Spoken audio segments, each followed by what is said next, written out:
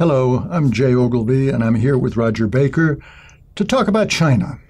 Big subject, big uncertainties. Now, Stratfor is in the business of making forecasts, and I'm intrigued with the degree to which the big wide world out there is finally catching up with Stratfor's forecasts, yours of about 10 years ago. I was very struck by an article in the Wall Street Journal on Saturday the 6th by a China scholar, very respected scholar, Dr. Shambo, who lays out 5 different points his idea is that the end game is near. I'm curious to know what your reaction to that article is. Well, in some ways, seeing that article come out wasn't necessarily a validation of what we've been pointing out for a while, but it is interesting to see these concepts start to move into what would be more accepted territory. Mm-hmm. So when we were first looking at the factors that we predicted would lead to sort of the end of the system that we see in China as it is. Mm-hmm. First and foremost, the end of the economic growth pattern that they had. Yep. And second, that leading into a social and political situation that in many ways they would probably be unable to hold together, that may lead to a fracturing of China and then some reformation of China coming out of that on the other end. We may have been a tad premature. And we were seen as very negative on China during some of the highest times of Chinese growth. Mm-hmm. But as we look and see some of these aspects coming to play in China, the problem of the Chinese, for example, in adjusting their economy to the fact that they lost most of the European market, it's interesting to watch as this plays out. What were some of the points that you saw in the article that really raised your interest? Part of what piqued my interest in Shambo's account was the beautiful combination of sort of generalities with specifics. He said, there's a exodus of some of the big money. They interviewed something like 393 high net worth individuals and discovered that 64% of them either were now emigrating or planning to emigrate. That was one point. That's a red flag when the money leaves town. He gave us a beautiful example, the birth tourism, the number of Chinese women who were traveling to the United States to have a baby who then gets a U.S. passport and then go home again. Mm-hmm. That was a lovely kind of specific that impressed me.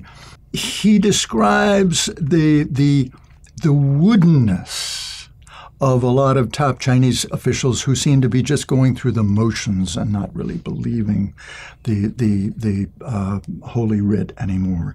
He describes how the anti-corruption campaign is turning into a kind of political purge of people who were loyal either to who or earlier leaders.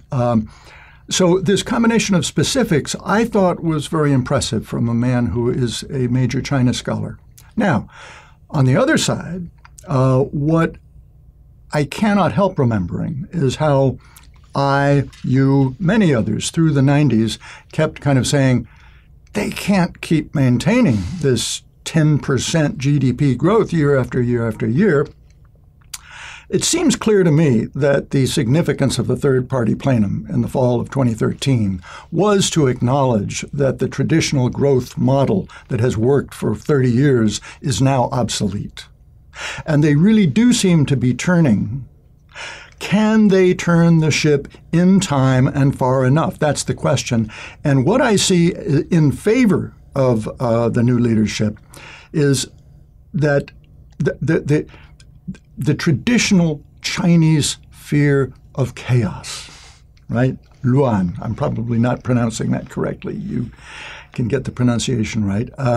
But the fear of chaos is so strong in China that I think people are going to be very reluctant to get rid of the current system and the control by the Chinese Communist Party. They would rather continue with an even repressive control rather than dip into chaos. Well, one of the things that I would argue, though, is that that very fear has taken them to this point that they're at right now. In other words, for at least a decade, in discussions with Chinese research institutes and with their interactions with higher-level Chinese officials, the Chinese government has recognized the need to change the economic model, the need to stop relying on that sort of export-driven model, the need to reshape how domestic consumption works, how the economy works inside China. But there was always a fear that the transition between those two economic models was going to be chaotic. And so there was a continuation of holding on to the old model, even when it was completely inefficient. So companies were by anecdotally, even before the European decline, many Chinese companies were running at zero or negative profit margins.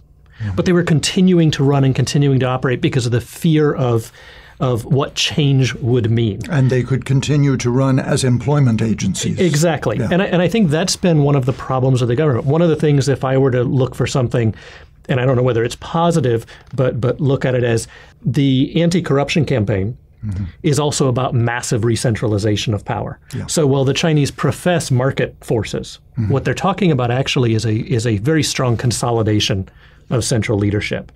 And they have looked back at history, and history shows China that China has a strong central leadership. It then creates a massive bureaucracy to be able to handle the size of China. Over time, the bureaucracy becomes the power. The center weakens. There is some form of external shock or external crisis. The system collapses. A new power comes in, centralizes. And I think what they're trying to do is preempt a different power from coming in. This is the Communist Party trying to gut the Communist Party to save the Communist Party, to save China. And my concern is that I had an opportunity to speak at the Chinese Defense University, and they invited me there to speak with a Chinese economist, and we both discussed the problems of the Chinese economy. And we both discussed the difficulties of reform. And my outcome was, I don't see how they make it through the system. And his outcome was, because we recognize the problem, of course we're going to make it through the system. And I think that false confidence, whether it's real or not, that false confidence is going to ultimately come back and cause them more problems than I think they want to have. Well, thank you for your views. I am very ready to acknowledge that you know that great, vast country far better than I do. So I'll come back and ask you again and again for your views. Thank you, Rodger.